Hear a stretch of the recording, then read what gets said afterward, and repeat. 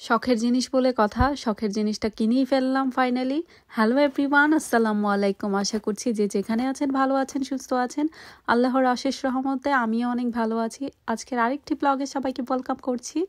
I hope সবার কাছে অনেক অনেক ভালো লাগবে। আমি যেহেতু আমার বাসায় পার্সেল এসেছে, পার্সেলটা দিয়ে গেছে, তো পার্সেলটা এখন আনবক্সিং করছি, আপনাদের সাথে শেয়ার করব আর কি আছে এটার ভেতরে সেটাই গেস করতে থাকুন আর আমি খুলতে থাকি। অনেক দিন যাবত ধরে বলছি যে একটা ঘড়ি অর্ডার করা লাগবে, আর মনেই হয় না যে অর্ডার করব। তো ফাইনালি অর্ডার করে দিয়েছি, বাসায় চলে এসেছে। আর এই পার্সেলের জন্য অনেক দিন ওয়েট করতে হয়েছে, যেহেতু আমি অনলাইনে অর্ডার করেছি।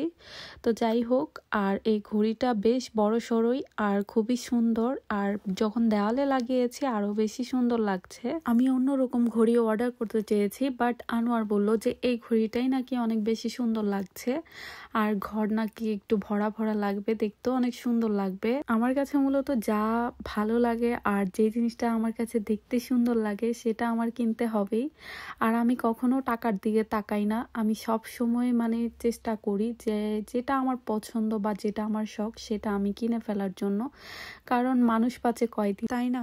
আর আল্লাহ আমাকে যতটুকু দিয়েছে সব কিছুর জন্য আলহামদুলিল্লাহ। আর জীবনে যত শখ আছে আস্তে আস্তে পূরণ করার চেষ্টা করব, কারণ টাকা দিয়ে কি হবে, এত টাকা জমিয়ে কি হবেটা কি জীবনে যদি শখ আহ্লাদ কোনো কিছুই যদি পূরণ না করতে পারি।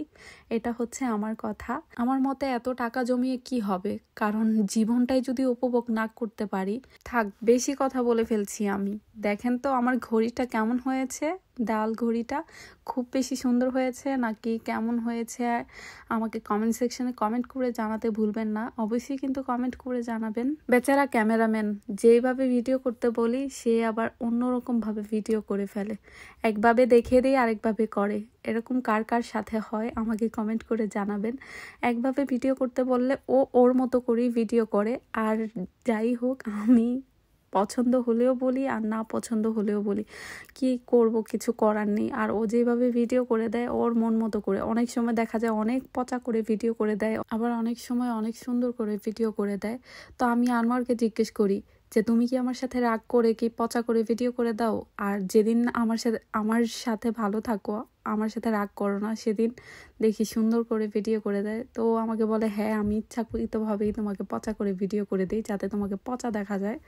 দেখেন তো, এটা কোনো কথা? আমি অনেক সময় আমার ভিডিও নিজেই করি, আমার ম্যাক্সিমাম ভিডিও কিন্তু আনোয়ারই করে দেয়। তো যাই হোক, আর এই ঘড়িটা কিন্তু 100 পাউন্ড পড়েছে, বাংলাদেশি টাকায় প্রায় 15-16 হাজার টাকার মতো পড়েছে এই ঘড়িটা।